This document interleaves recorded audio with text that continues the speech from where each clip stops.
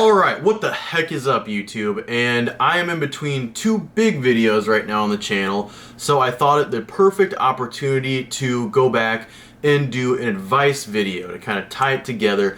I've been missing these, and I started this channel to impart the wisdom I've accrued through all the years of, pursuit of health, athletic endeavor, and overall health and longevity. But I also, wanted to highlight my journey and, show me having a good time and have a good time making videos. Hence the Stronger by the Day documentary series. But I have let the, advice, the golden tidbits with temple forming go to the wayside a little bit. Now, granted, you can pick up on a lot of tidbits in the Stronger by the Day series as well, but this is a stand-alone tidbits with temple forming video. And this video is not clickbait. Your warm-up might kill you one day as it pertains to going for heavy lifts and PRs. And what do I mean by that? So I've observed, and I'm not calling anybody out by this or trying to, challenge the establishment current meta of, basically lifting. But what I notice is people have a PR they're going for, or, really heavy top set. But this mostly pertains to PRs, max effort, compound movements, like bench, squat, deadlift, maybe sometimes shoulder press, hang clean or power clean are not excluded from this one at all. Usually you don't see people doing 1 rep maxes or, any, challenging maxes on the bent over row. So that's probably because it's limited by your, stability. If you go too heavy on a bent over row, of course, for 1 rep, it's going to become more of like a, pulling yourself into the bar versus you pulling the bar up as it should be. Anyway, what I'm trying to get at is, for these 1 rep maxes, for a long time, I've observed that the current meta, and the meta that's practiced by so many people, pretty much everybody I see, and what I've been told to do as well, is to make large jumps, to kind of split the difference between, your different milestone weights. So let's say, for instance, I want to go for 315 on the bench press, and I start with like maybe 5 of a plate. Then I go up maybe 3 of 225, and what's typically advised is to make a big jump from a plate to 2 plates, and then you want to split the difference using 275, essentially, something like that, and then go for 315. And say I wanted to go to 405, like, it's, the advice you hear is to split the difference using 355 or like 350 or 375. So you're chunked like, this, and then your PR is right here. And the reason why people do that is so that you're not exhausted for that big PR attempt.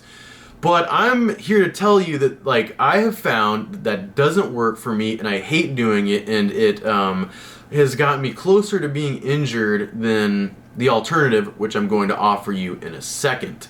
But the mentality is just that you don't want to fatigue yourself doing too much of a warm-up. You want to split the difference and make these massive jumps and then hit your PR after, minimal warming up, like just doing the bare minimum to build up to that. Hence, splitting the difference and just, going for the nearest, 25 or 45 pound plate jump.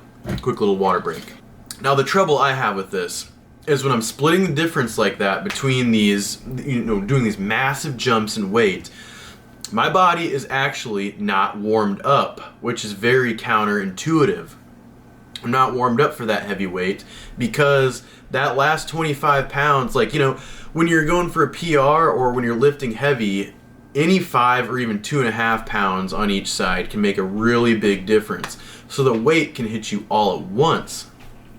So I'm not actually warmed up. I'm not even ready to do my PR if the last rep I had was 50 pounds ago. 50 pounds is that's an enormous jump. And I would never advise anybody to make a 50-pound jump when warming up for their PR, because there's so many different like muscles you recruit when you're going for a PR that 50 pounds ago you might not have to recruit. Like you're 50 pounds ago, you know, that rep might not have necessitated waking up all the fibers in your chest and shoulders and like really bracing your core or something. And I'm using bench as an example because it's a really easy one, and most people in the gym try to max out on bench once in a while. If you're not powerlifting or you're not really, you know, a well-rounded athlete, you probably don't care about squat or deadlift 1 reps that much, but everybody has a good time maxing on the bench. That's why I'm using it as an example. But what I offer in, you know, my rebuttal is that instead of making these massive jumps, you should make 5 or 10 pound jumps on each side. Like, not just overall on the bar, but like add 5 or 10 pounds to each side. Build up kind of steadily. So the alternative would have been I get to that 275. Next, maybe I do 295 or maybe 285. If I'm going for 315 as my max, 295, and then 305, and then hit my PR. Now, there are several reasons why I think this is more beneficial, and yet it's what I don't see quite as often as making the big jumps. Reason number 1 is because if you're anything like me, there's a little bit of nerve that comes with doing heavy weight. And 3 plates on bench press feels way different than 275. Just like 4 plates on squat feels way different than 3 plates and a 25 on each side. That's a lot of load on the spine, or on bench, that's a lot of load on the wrists and shoulders. So making that jump, you know, you have that anxiety, that throws you off a little bit. And again, not all of your muscles are fully warmed up. So for me, in order to lift heavy weight, I need to practice lifting heavy weight more. And so I build up in slower increments. And if I know that I just hit 305, I'm less nervous to hit 315.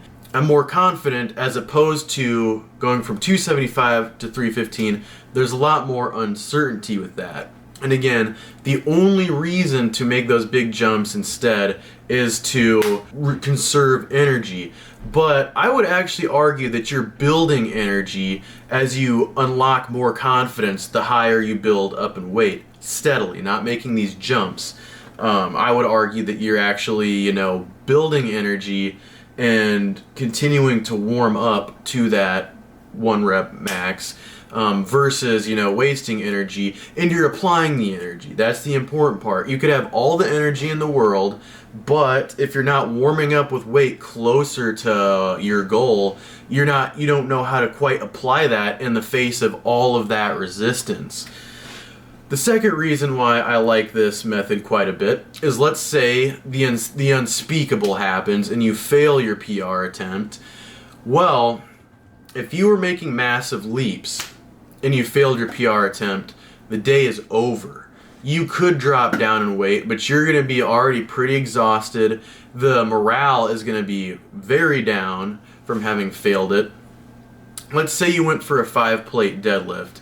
You fail it, so you want to go for a 350 deadlift. All of a sudden on this back down, your back is arching like a cat, and like you're getting all red in the face. You can hardly hang on to the bar. Your form's going. And that's because you made that massive jump, wiped yourself out, failing that PR attempt, and now even your back down is rough.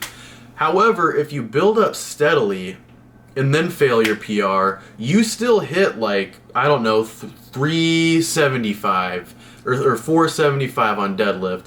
And if you were building up to 315 on bench, you still hit 305 on bench. That's a pretty good warm-up. You don't even have to back down after that at that point. You still got some good reps in. Maybe you drop down to 275 for 3 slow and controlled or something like that. But the bottom line is, you don't have to worry about your whole workout going out the window now, because you built steadily up to that 1 rep max attempt. And you know, you failed, but you can get them next time. You got good stimulus, slowly building, so you can come back next time, maybe, you know, a month later and try it again. Obviously, this is better for injury prevention too, because when you warm up more steadily, you're more competent with the weight. But if you're making 50, 90 pound jumps in these reps that you're doing, if you're making jumps that big, you know, the joint integrity might not be all there for that PR attempt. You could end up hurting yourself. So I would say that the pros of slowly building up far outweigh the one con of supposedly wasting energy building up to your 1 rep max. And I've seen this time and time again. And again, I'm not calling anybody out, because I've tried to follow this large jump method because I've seen everybody else doing it. I've been instructed to do it. In high school, my strength coach told us this was how we were supposed to do it. We were supposed to go like a 5-3 and then make massive single rep jumps from there on. And that never panned out. Not even a little bit for me.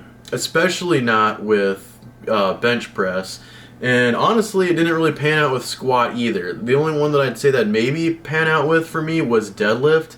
But my deadlift max was 315 back then as it was, and that's not even that much. So, you know, the rules probably weren't even applying to me yet. I was so, you know, such a little daffodil. But yeah, you can definitely avoid injury by slowly building up, and you'll know if you need a spotter or not slowly building up. Because if that 305 was kind of ratchety, you'll know that like you need a buddy to come spot you for 315 or keep the side rails up. You'll just have a better gauge and better understanding of where you're at. If you didn't know where you were at and wanted to challenge yourself with a 1 rep max attempt, but you made a massive jump, you could be anywhere in between 275 and 315 on bench. And again, just using bench as an example.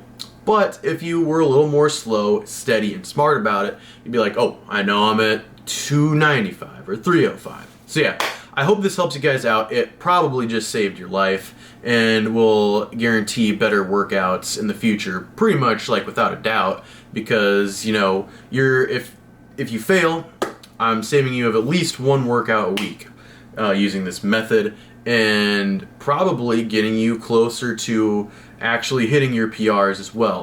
Let me know what you think of this, because I don't know if there's anybody who has already been practicing this method, but I haven't seen it much, especially in my circles and on social media, and, you know, even with coaches I've worked with. But thank you guys so much for watching. I hope you guys enjoyed. God bless y'all. Peace out. Stay tuned, because we got some big videos coming, and I love you guys. God bless y'all. Peace out, and I'll see y'all next time.